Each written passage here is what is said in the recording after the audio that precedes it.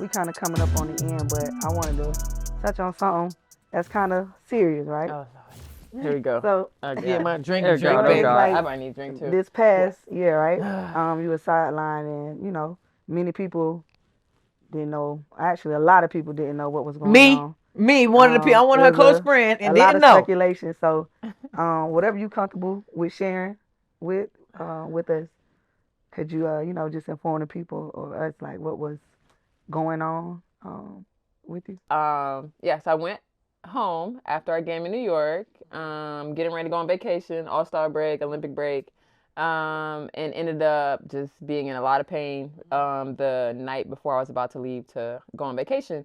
So went to the urgent care and got some scans done and realized I had a cyst on my ovary and fibroids. So they're telling me it's not, that complicated or like I shouldn't be worried, but I'm still just in a lot of pain. So I'm trying to figure out why I'm in so much pain. And then I did another scan on my uterus, and then they told me that my appendix was inflamed. So I had to have immediate appendix removal because if your appendix bursts, it is deadly and lethal. I didn't know that at the time. So me, I'm like, I'm trying to go on vacation. Honestly. How quick y'all get this done? Honestly, I was like, can it wait? Like, I know I'm in pain, but I'm trying to figure out, like, is there something I could give me so, like, I can at least enjoy my break and then we can figure this out once the season is over. Like, I'm not thinking it's, that big of a deal until they kind of told me it was. So I had to call my mom because she's in Charlotte, I'm in Dallas. And she was like, oh, yeah, like, you're going to have to, get that removed. So I was rushed to the hospital literally that night.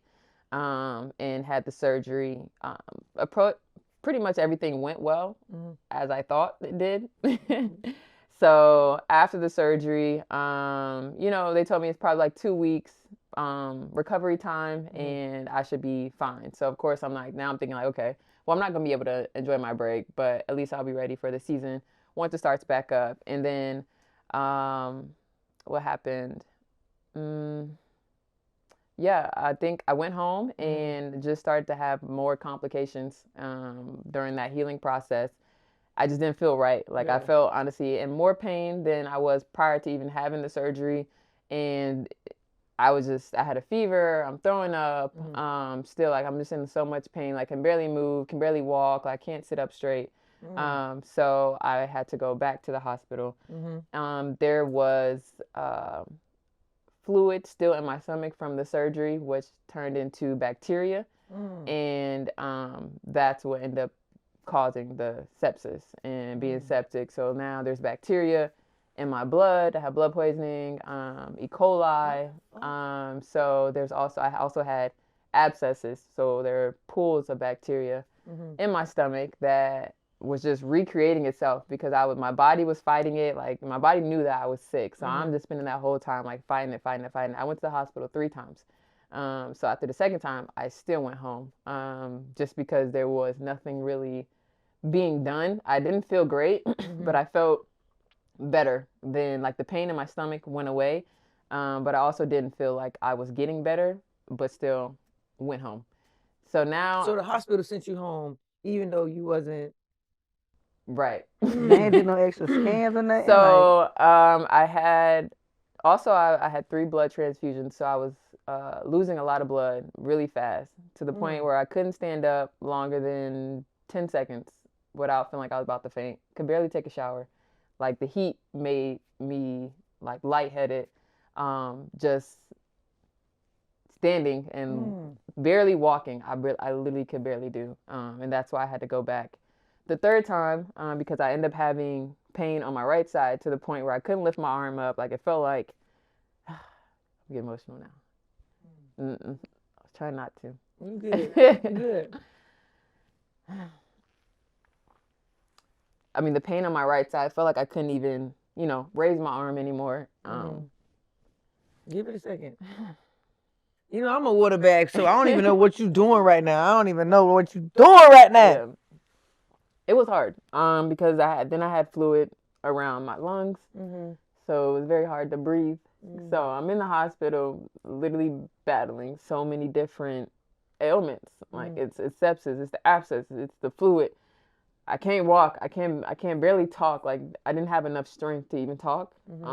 A lot of days, there's weeks that I barely said a word, honestly, just because I couldn't. And it took so much energy out of me to speak.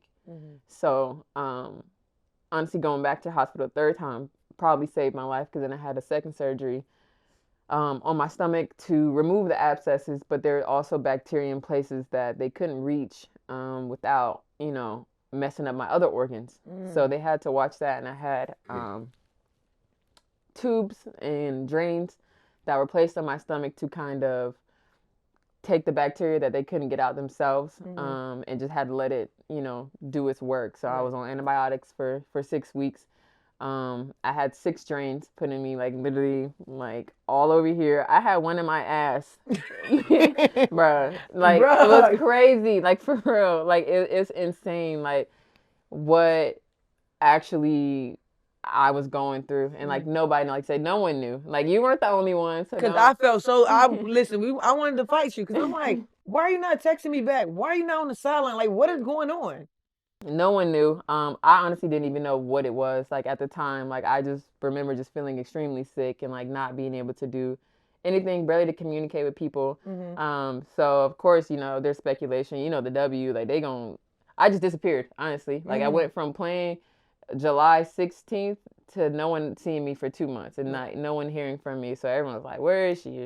Is she hurt? Is she pregnant?" Like I was like, "Well, now me being pregnant, like, and I'm in here really fighting for my life, and y'all giving me a child, but cool." later. But I mean, just that whole process, it was a lot, because at that point, the doctors are kind of like, a lot of people don't survive sepsis. And even when they told me that I had sepsis, I honestly didn't know like how severe sepsis was. I think my attitude towards it was like, okay, like now what do I need to do? Like I didn't really think, like most people hear sepsis and immediately like shut down and just like feel like I think I'm about to die. But I honestly feel like that had to be the closest that it felt to feel like dying, because at that point you have no control over, there's no medicine, there's no like remedy, there's no rehab, like an injury or something that you can do where it's going to like, okay, this is going to help you. I had to see how my body responded. And thankfully, they told me, because I was already healthy and a pretty, I always took care of myself. Health wise is one of the reasons that kind of pushed me over the top to kind of beat this whole illness and be in sepsis, because a lot of people, like I said, they don't make it through what I went through. So that's why I'm just extremely thankful, honestly, and blessed to be here on this podcast with y'all, because it didn't look like that 2 months ago. I didn't know if I'll even play basketball again, so the fact that I'm back on the court doing things and kind of like back to my normal life, it like I said, I'm just blessed, literally. Like God had his hands wrapped around me, around me that whole entire time. And my mom, my family, the coaches, like even Connecticut, like their staff, like even Jeannie, one of the trainers at Connecticut, came to stay with me, like in my house, like, in Dallas, came to my house to like nurse me like back to health. Like I couldn't do anything for myself. Like she was cooking for me. Like it was pretty intense. And again, like a lot of people don't know like the severity of everything that I went through, because I'm not that person to kind of like put everything out there. But if it was a lot that I feel like, and until this day, like I'm still dealing with trauma wise, just living through that. There's stuff that's now just changed my life, on my perspective on how I even see life. Because I feel like I've just been given a second chance, because like I said, not a lot of people get this opportunity. A lot of people don't make it through that. And the fact that I did means that God definitely has something more in store for me. You better say that. Yeah. And I'm not done. My time here is not done. There's so much more. There's so much more in life that I know that he wants me to experience and conquer. So I'm just thankful that I have that opportunity. And you know me, I'm never going to waste a second chance. We know you're not doing that. But Tiff, I really want to ask you about, because a lot of people that know you know that you love to work out. Tiff would lift before a game, play a whole game after lifting 200 something pounds. So just knowing that, Tiff, of how much of a workhorse you are to be completely, basically, bedside. You know what I mean? Like, I know more than what you're gonna tell me, but I just want you to kind of give our audience a little bit about like what was you feeling, what was going through your mind during that time of like just not being able to do, not playing basketball, not even being able to lift, not being able to talk or walk. Just like tell me your mind, like what was going through your mind. Man, I don't even know where to start because, like you said, everything is kind of snatched away. I've been through injuries before where, basketball is taken away temporarily, but nothing this serious where it's like life threatening. Yeah. And it's not even about basketball anymore. I just want to live my normal life again. Right. Like I'm not even thinking about basketball at this point. But like I said, I was like bedridden for weeks, and only got up to use the bathroom. Right. And other than that, like I was in the bed, like I didn't eat. I lost a lot of weight. I lost an extreme amount of weight. Of course, muscle as well. So like to see my body kind of just, I don't know, kind of like fail itself. It didn't, like mentally, I was messed up pretty bad just from just looking at myself physically, because I've always been such a person that kept themselves such in much like physical shape. Like I knew how I wanted to look, how I could get to that look. Like I knew how to lift, how to eat. Like everything was pretty much, I'm so disciplined on how I do things. So the fact that I wasn't able to do anything, I mean, it's just your faith. Like your faith, it's going to take you a long way. And I didn't know that as much as I had to lean into it as I did in the hospital. Like I'm a true believer clearly in the Lord and like what he's done for me and in my life. But in those moments, like if your faith is not there, you will, it'll get dark, it'll get ugly, and you could go to some really deep places and dark places where you don't want to go to. So I had to dive into that so much more. Of course, the people around me, they kept pouring into me, telling me, like, stay on. But I there was days where I'm just like, in the beginning for sure, where we didn't know exactly what it was gonna look like, what I was gonna look like. I didn't know if I was gonna make it, honestly. Like, ooh, I can't hear that, Tiff, right now. That's crazy. Ooh. Damn.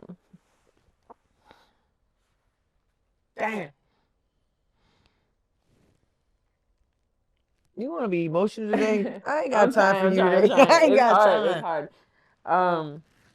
No, seriously, but Tiff, I when I finally got on the phone with you, because of course I text you, I was calling, no answer.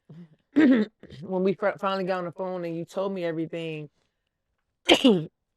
and I was kind of going through something that I was going through, and hearing what you was going through made me change my perspective of what I was going through. Because here I am. I don't want to say it was entitlement, but what I felt was valid. But like when we talked, you was just like, that shit. Basically in so many words, like fuck that shit, like I'm telling you, like what that is you going through, it's a reason God wants you to go through it for whatever reason. And I heard you loud and clear. So I'm not gonna lie, when I had that conversation with you, it kind of made me change my outlook of like how the season in Indiana was gonna end. Because I'm just like, here my friend about to damn near, lose her life because she's fighting for her life, some health stuff, and I'm over here mad because a situation ain't the way I wanted to be. You know what I mean? So when you gave me that advice to like, whatever it is you're going through, be okay. Don't be okay with it, but be okay with it because there's a reason for it.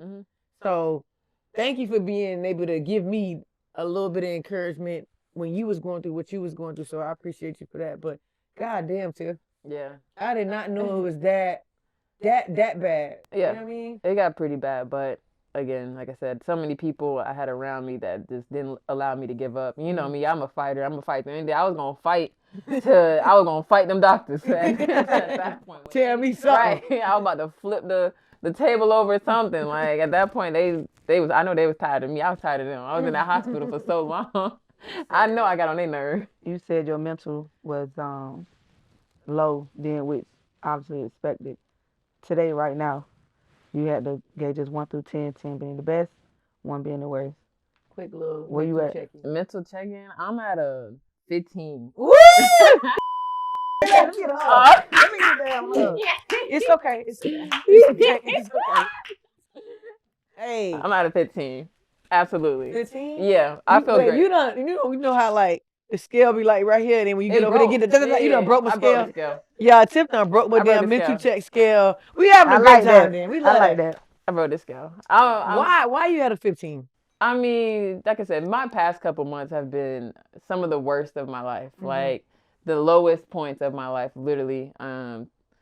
And seeing where I'm at, seeing the progress I've made in such a fast amount of time, I'm just happy. Like I don't let a lot of things that probably prior to everything, me being in the hospital, probably would have bothered me. Like I said, sometimes, you know, as athletes and professional athletes, there's a sense of entitlement. Like, damn, like why I ain't getting this? Like where this at? Like y'all ain't got sparkling water.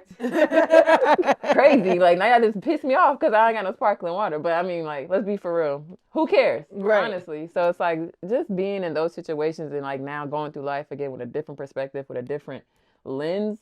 I love it. Like I'm just so happy to feel like myself again, to be on the court, to be around y'all, be around my friends and family, and literally like and just enjoy, you know, being in y'all space, because that was taken away from me for and almost forever. So it's like the fact that I get to do this and see it with a different type of perspective. I'm just so happy to even be out here with y'all.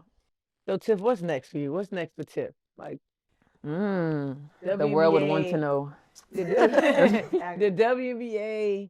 We know you have your fitness business.